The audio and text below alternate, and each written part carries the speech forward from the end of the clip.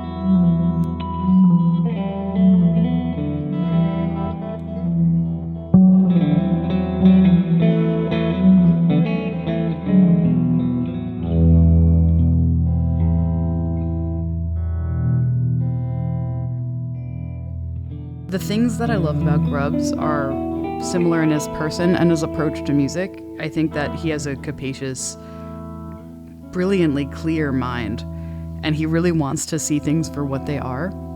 And so his appraisal of musical phenomena seems really sensitive and really kind and really forgiving. And so when he's writing a piece, it doesn't really seem to be concerned with like, I'm going to create the newest, best thing that no one's ever heard, only I'm going to create the thing that needs to be occasioned by how the situation is occasioning me. The other thing that I really love about Grubbs as a player is you can hear the way that he reads books of poetry and writes books of poetry, but just the way that he encounters the written word kind of seems to inform both his rhythm that he plays and the rhythm that he is responding to when he's improvising with somebody else. Like, he really improvises like a reader and a writer. And I think that some people improvise like people, like as if they're being chased down an alley. And some people improvise as if they are the Buddha. But he improvises like somebody who's has the key to the library at long last and really wants to take every book seriously. And he's reading with the rhythm of whoever's around him. It's just like this morphing, beautiful, pulsing sense of time.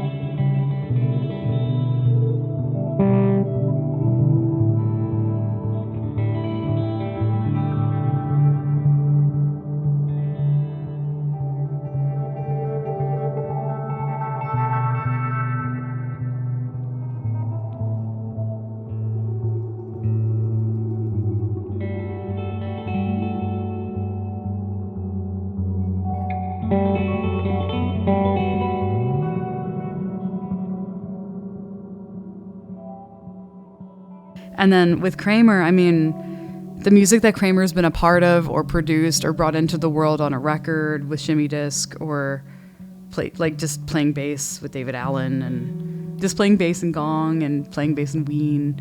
He's seen so much of the musical landscape that I care about, like from its ground up, and was so instrumental. And learning about Shimmy Disc also in late high school kind of gave me this introduction to independent music, not necessarily indie as the genre signifier, that was so broad. And it was like something that an algorithm could never do, which is select things that resonate. Like an algorithm can be like, oh, this is this thing that I understand the data of and then can so situate next to something else. But with Kramer, it's coming from the heart. But yeah, I think it's really amazing to be in a band with him and see how his brain works, because he doesn't really keep anything from you. Like if he's feeling some way about what he wants music to be, or like our music that we're making, or if he's feeling some way about the music industry, which famously has not been the most supportive of him despite his like extreme genius for it. I think that you're given the entire Kramer reality. And to me, that's what it feels like to play in Squanderers. We have this kind of perfectly Kentucky accented angel man who's like, I don't know, who is Grubbs, and he's just doing this delicate, like thoughtful thing over here. And then we've got me doing whatever the hell it is that I do. And then Kramer is just like this beating heart at the core of it, literally pulsating on the ukulele bass, which like looks insane to me personally. But when you hear it, it does, I get why he plays it, because it sounds like a pitched heartbeat. And he drenches it in this reverb, which I'm usually like in my own work pretty allergic to reverb, but honestly the Squanderers has opened up the possibilities of it as a creative thing for me, taken me away from the like free jazz guitar allergy to it. So yeah, I feel like we all live in Kramer's giant reverb tank of a heart. And that's kind of like the Squanderers occasion. And it's just such strange music, and we kind of black out for like 50 minutes when we play live.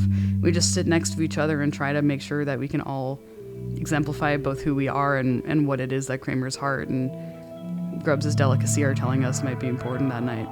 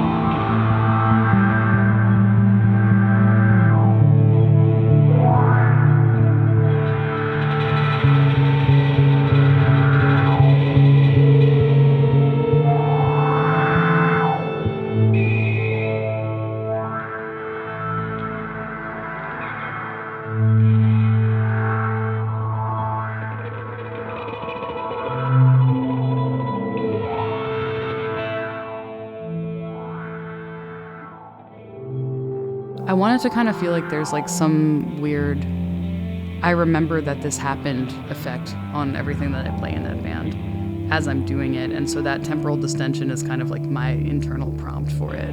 Like I'm remembering that I heard this one Cecil Taylor kind of linear run or something. And then I obviously can't do that on a guitar, but the memory of it creates this shadow that I then want to articulate through the guitar in a totally different palette. But it's more like I'll have a memory of a gesture, and all of the practice I do to be a good improviser, whatever that means to me that day, is to engage with remembering things that sounded good to me and then translating them both through the unchosen power of my hand, like the things that I technically practice, and also just the quality of memory itself, which I think a lot of my allergy to reverb, this is the longest sentence ever, my allergy to reverb is like, because I think it's a cheap way to, like, usually for people to make something sound like you've remembered it. And I want the idea to feel like that. Like I want it to be not so much referential in the sense of like, I'm a postmodernist, this is me doing so-and-so genre, so-and-so sound, but more like Bachelardian, where like, I'm remembering what it felt like to open a door, or like I understand the cupboard of my house, and like that's the thing I'm playing. And so I'm trying to go in this weird quasi-mystical direction with them, because I know it's not, if I'm only stuck with like, this is a vocabulary I understand to be normal for like early 70s free improvisation in New York or England or something, then that will be me responding to a distortion of my understanding of a pre-existing improvisation, and it won't be me being present to these people that I've admired. So I feel like my job is just to kind of like live in this strange purgatory time well, and then to articulate it, because I think that that's what Kramer's music sounds to me when I'm really listening to it. And I also think that both of them think like filmmakers and artists. Like they're not thinking like, I'm doing this thing because isn't it insane that my instrument can do that, or that I have thought of that. It's more like there's a cinematic landscape that we're co-creating that we can't see, but that looks like this, like in quotes. And whatever that inarticulable thing, like that film that we're scoring that doesn't exist, like I want to improvise to that, which is a lot of imagination, but also a lot of sensing what other people's interiority feels like to them as a player.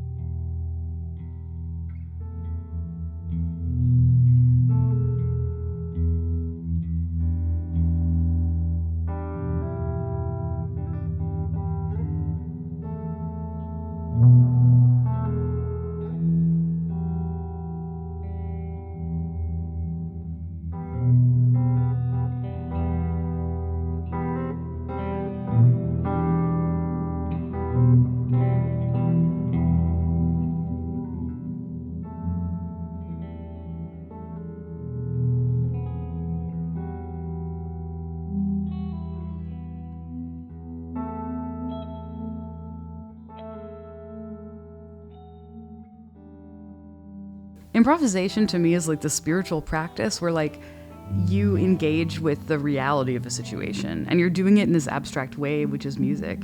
And if you're learning music in college, and now I teach music at a college, so it's like I'm thinking about this all the time. When you're learning music in college, the tendency is to teach people to respond correctly to some musical situation. Like that's the thing that you can say, oh, you're doing this right, it's quantifiable. But when you're becoming a musician, especially one that's invested in any kind of underground or any kind of like new feeling scene, it doesn't feel right when you bring that same skill set into that reality, because what you're doing is kind of a shitty human practice where like it would be like you're going on a date and you've researched everything about the person you're going on a date with, and then you're responding the way that you imagine all the research would want you to respond, which is such a profoundly dehumanizing way to engage with someone on a date, or for that matter in like a free improvisation session. You know, it just, any kind of presumption of what they might do is a discredit to all the work that they have done, or all the being that they're bringing into the space.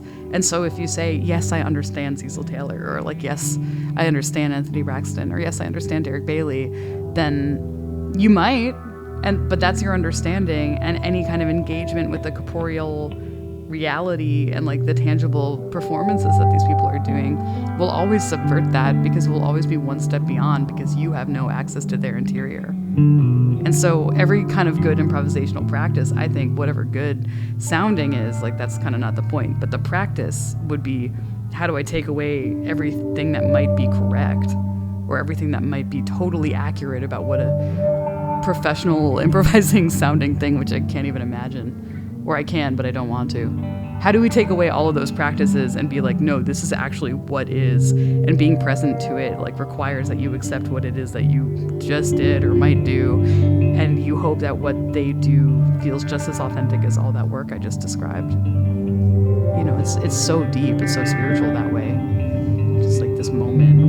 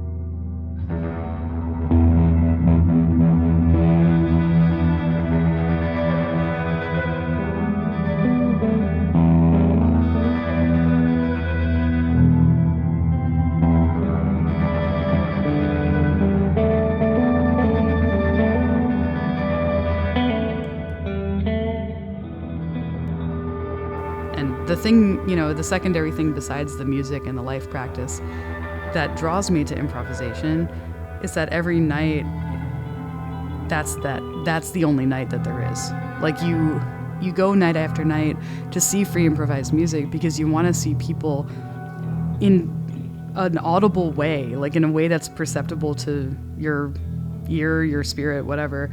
You get to see people grapple with kind of impossible things. You're like, how do I articulate tonight? How do I like get over the pretentious sounding thing of articulating tonight, if that's your concern? Like, how do you solve the problem of like making instantaneous music? I think people have been trying to solve that problem since like, I don't know, well before Christ, you know? And now we have this strange hyper-modern practice of it, modern in the modernist sense. I mean, how lucky to just like articulate time, and that's the point.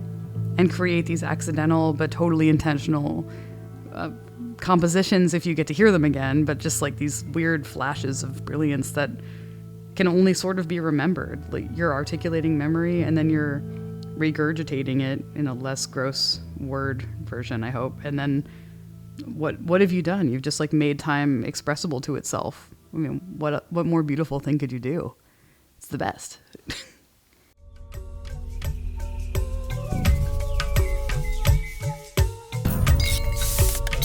The music of Squanderers, the improvising trio of guitarists Wendy Eisenberg, David Grubbs, and Bonner Kramer, with commentary by Eisenberg over excerpts from their 2025 performance at the Roulette Concert Hall in Brooklyn.